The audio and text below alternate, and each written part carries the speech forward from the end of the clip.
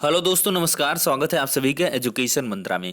दोस्तों, मुख्यमंत्री योगी आदित्यनाथ जी ने भले ही आदेश कर दिए हों, ये घोषणा कर दी हो कि एक हफ्ते में सभी को नियुक्ति पत्र दे दिए जाएं 69,000 शिक्षक भर्ती में से 31,661 पदों पर, लेकिन इस दरमियान एक सप्ताह में नियुक्ति पत्र कैसे दिया जाए, इसको लेकर अधिकारियों को काफी मशक्कत करनी पड़ रही है और विभिन्न प्रकार की समस्याओं का सामना भी करना पड़ रहा है।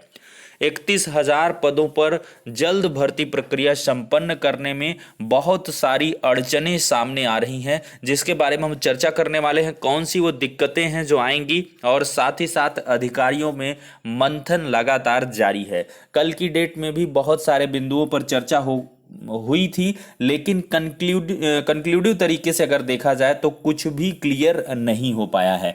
तो ऐसे में देखते हैं कौन सी बड़ी अड़चनें हैं। देखिए दोस्तों, सबसे पहली और सबसे बड़ी अड़चन है सुप्रीम कोर्ट का ऑर्डर।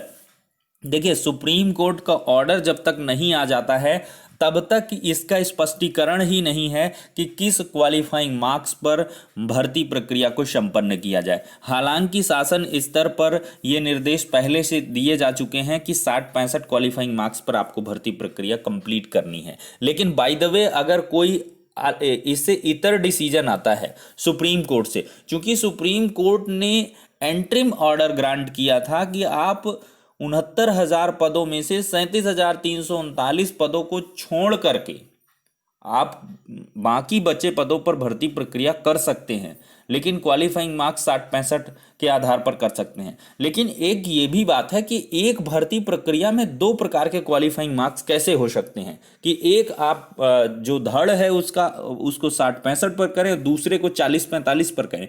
अगर 40-45 पर आप शिक्षा मित्रों के पदों को मात्र रिजर्व कर रहे हैं, सुप्रीम कोर्ट का जो रिजर्व करना पद वो स्वयं में कहीं ना कहीं एक समस्या का बिंदु है, क्योंकि 40-45 पर शिक्षा मित्र ही नहीं उत्तीर्ण हैं, वहां पर बहुत सारे जो अन्य नॉर्मल कैंडिडेट्स हैं वो भी तो उत्तीर्ण हैं। आखिरकार उनका क्या होगा? आर्टिकल 14-16 कहां जाएगा? तो कहीं ना कहीं 37,000 पदों को इस वजह से होल्ड किया गया था कि जिससे कोई भी विवाद बाद में न बने और भर्ती प्रक्रिया की जो जल्दबाजी थी वो खत्म हो जाए, और आराम से जब ऑर्डर आ जाए पूरा फाइनलाइज तरीके से तब भर्ती प्रक्रिया को संपन्न किया जाए। और ऐसा ही करने के लिए हर एक चीज़ें चल रही थी। अधिकारी पूरी तरीके से आश्वस्त थे कि ऑर्डर आ जाएगा, उसके लिहाज से हम सुप्रीम कोर्ट का एपेक्स कोर्ट का ऑर्डर होगा उसके अकॉर्डिंग हम आगे बढ़ेंगे। लेकिन इस दौरान जो है बहुत सारे अभ्यर्थियों ने गतिरोध की स्थितियां उत्पन्न की, यानी कि पूरे इंडिया पर क्या पूरे विश्व में टॉप पर ट्रेंडिंग में किया अनएम्प्लॉयमेंट का इशू, और उसका कहीं ना कहीं डायरेक्टली जो इम्पैक्ट है वो 69,000 पर पड़ा। योगी जी ने एक बड़ा डिसीजन ले लिया और उसमें ये कहा कि 31,000 पदों पर भर्ती की जाए। अब देखिए, कुछ समाचार पत्रों में कल जो बेसिक शिक्षा परिषद सचिव और उप सचिव से वार्ता हुई उसके क्रम में भी बहुत सारी अड़चनें देखने के लिए मिल रही हैं। देख लीजिए, 31,000 पदों पर भर्ती के लिए तीसरे दिन भी नहीं आया शासनादेश, गतिरोध कायम है। यहां पर अगर देखें तो अभ्यर्थियों ने जब सुप्रीम कोर्ट के आदेश के बाद भर्ती के बारे में उप सचिव से बात की तो उन्होंने कहा उनको कोई जानकारी नहीं है।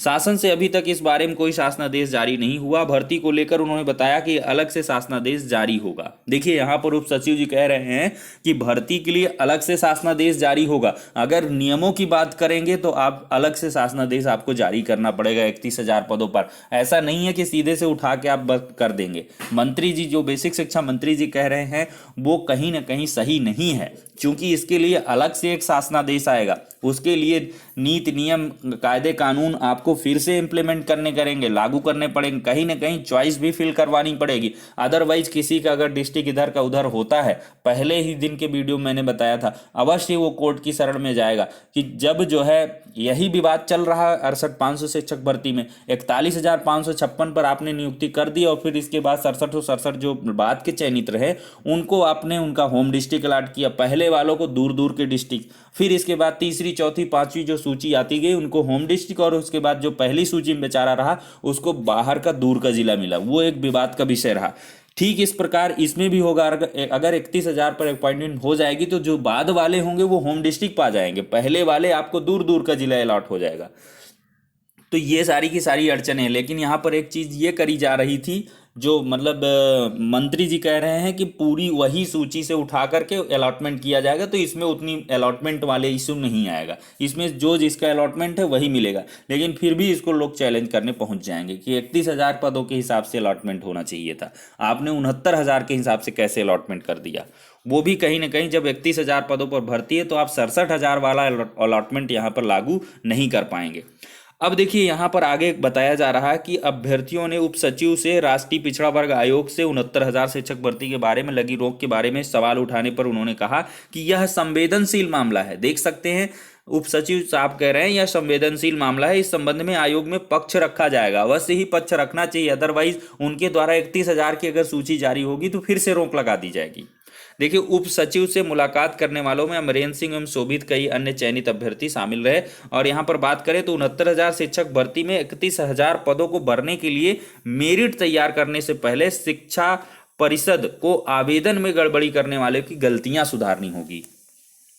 देखा जाए तो आवेदन में हुई गड़बड़ी सुधारने के लिए सुप्रीम कोर्ट ने एक अभ्यर्थी की गलती सुधारने का आदेश सचिव बेसिक शिक्षा परिषद को दिया है। सुप्रीम कोर्ट के इस आदेश के पर अभी तक बेसिक शिक्षा परिषद की ओर से अमल नहीं किया गया। अब एपेक्स कोर्ट कह रहा है कि आवेदन में जो गलतियां हैं उसको सुधारिए। एक कैंडिडेट का पिटिशनर बेस्ड रिलीफ है, लेकिन उसके आधार पर सैकड़ों ऐसी याचिकाएं हैं जिनमें ये आदेश आ चुका है कि सचिव बेसिक शिक्षा परिषद को प्रत्यावेदन दीजिए और वो इस पर विचार करें। मुझे लगता है यहाँ पर आवेदन में जो गड़बड़ियां हुई हैं, शिक्षा मित्रों का भारांक वाला जो इशू आया है, कॉलम 14 को कंसीडर नहीं किया गया, उस पर भी अमल करके एक तरीके से इम्प्लीमेंट करके सूची तैयार की जानी चाहिए। आगे देखें तो सुप्रीम कोर्ट के इसी आदेश को आधार बनाकर हाई कोर्ट ने भी 2 अभ्यर्थियों को आवेदन में संशोधन का आदेश दिया है। अब आवेदन में संशोधन के बाद शिक्षक भर्ती की मेरिट जो है पूरी तरह से प्रभावित हो जाएगी। बिल्कुल सही है। ऐसे में कोर्ट के आदेश पर अमल किए बिना सरकार को 69,000 शिक्षक भर्ती में शिक्षा मित्रों के 37,339 पदों को रोककर 31,661 पदों पर भर्ती करना आसान नहीं होगा। प्रताप सिंह बघेल से इस संबंध में जब बात की गई तो उन्होंने कहा कि 31,661 पदों पर नियुक्ति करने के लिए हम शासन के दिशा निर्देश का इंतजार कर रहे हैं।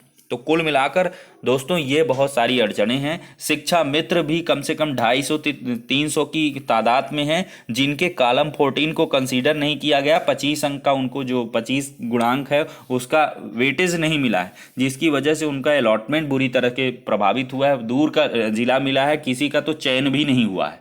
तो अवश्य ही 200-250 ये फिर से एक बार हाई कोर्ट की शरण में जाएंगे। तो कई सारी विसंगतियां हैं, उनको पहले रेक्टिफाई करना बहुत जरूरी है, इसके बाद ही इस भर्ती प्रक्रिया को संपन्न करना होगा। इसके पहले तो ये सारे के सारे रेक्टिफिकेशन हो जानी चाहिए। और ऑर्डर की जो स्थिति है, बहुत बार लोग कहते हैं यूट्यूबर ने ऑर्डर के बारे में बोलना बंद कर दिया। अब भाई यहाँ पर आग दूसरी तरफ लगाई गई है तो उधर बुझेगी कि ऑर्डर के बारे में बात हो। ऑर्डर के लिए अभी कोई इन्फॉर्मेशन नहीं है, बस ये है कि आपका ऑर्डर जो है अक्टूबर में अब आ पाएगा। सितंबर में पूरी संभावनाएं धूमिल हैं कि सितंबर में ऑर्डर आ पाएगा। तो फिलहाल के लिए ये सारी बहुत सारी अड़चनें हैं जिनको ध्यान में रखकर ही प्रोसीड किया जाए तो ठीक है, अदरवाइज कहीं ना कहीं फिर दिक्कतों का सामना करना पड़ेगा और अभ्यर्थी ही लास्ट में पिसते हैं।